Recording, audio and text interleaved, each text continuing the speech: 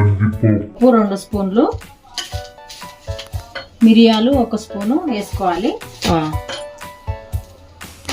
మళ్ళీ ఎల్లిపాయ,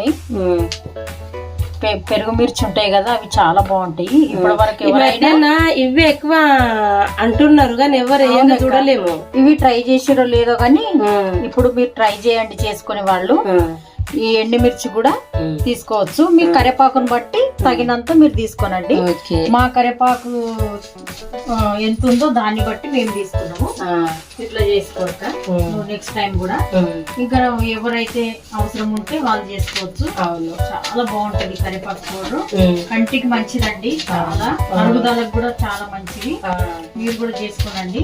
అంటే వట్టి తినవచ్చునా లేక ఏదన్నా వేడి వేడి అన్నంలో చాలా బాగుంటుంది. వేడి వేడి అన్నము, కరివేపాకు పౌడర్, నెయ్యి వేసుకొని ఫస్ట్ ముద్ద తినండి. ఎంత బాగుంటది. నెయ్యిలో వేసుకుంటే ఒకవేళ దూప అంటారు, ఏం కాదు, చాలా బాగుంటది. కంటికి కంటికి మంచిది. ఆరోగ్యానికి కానీ అరుగుదల చాలా బాగుంటది.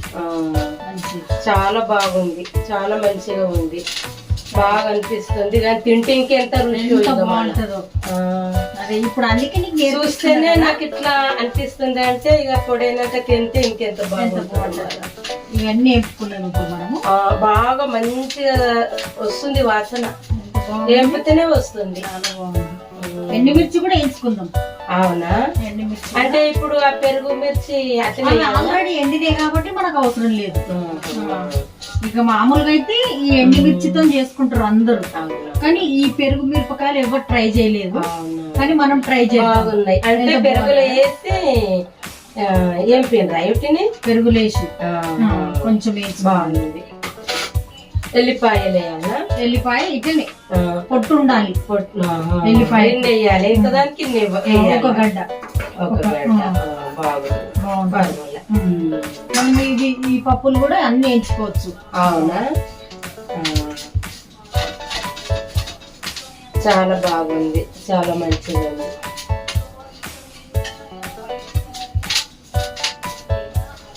ఇది ఏంపినాక ఇక మిక్స్ పట్టచ్చు. మిక్స్ పట్టుకుందాం. మంచిగా ఉంది, చాలా మంచిది. ఎండిన మిరపకాయలు వేసుకుంటున్నాము. ఇవి వేపి మనం పక్కన పెట్టుకుందామండి. పక్కన పెట్టుకున్నాక ఇంకా పెరుగు మిర్చి ఎట్లున్నా మనం అంటే ఇవి ఏంపినాయి రెడీ ఉంటాయి. ఓన్లీ ఎండి మిరపకాయలు. ఇంకా మనం పప్పులు కూడా వేస్తాం. ఇల్లు వేయవచ్చా? వేయచ్చు. ఇకనా ఇవే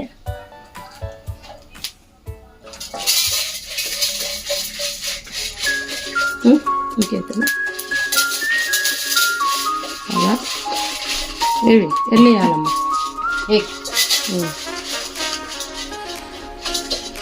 ఒక స్పూన్ కాదు, చాలా ఒక స్పూన్. జీలకర్ర మేము జీలకర్ర 1 స్పూన్. మేము మామూలుగా మా కరివేపాకును బట్టి అందాద మీద వేసుకుంటున్నాం. మీరు కొలతల ప్రకారం చేసుకుంటా అంటే చేసుకోవచ్చండి. ఆవాలు వేయాలా? ఆవాలు అక్కర్లేదు.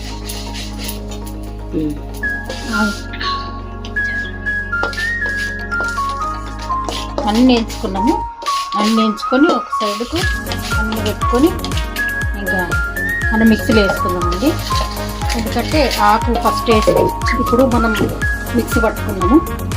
మిక్సీ పట్టుకున్నాం కాబట్టి ఇది కొంచెము అటు ఇటు సన్నగా కాలేదు. అప్పుడు మనము కొంచెం సగం తీసుకుందాము. సైడ్కు తీసిపెట్టి ఇప్పుడు ఆకు దీంట్లో సగం వేసి ఇప్పుడు ఆకుతో పాటు పట్టుకుందామండి. పట్టుకుంటే అప్పుడు 2 మెదిగి సన్నగా పౌడర్ లాగా అయిపోతుంది. ఇలా వేడివేడిగా పొడి మంచిగా రెడీ అయింది. కల్యాపు పొడి రెడీ అయింది. ఇక ఇలా వేడి వేడి అన్నం, వేడి వేడి అన్నంలో కల్యాపు పొడి నెయ్యి కలుపుకొని తింటే చూస్తున్నందుకే ఎట్లా ఉందో చూసి మీకు చెప్తాను.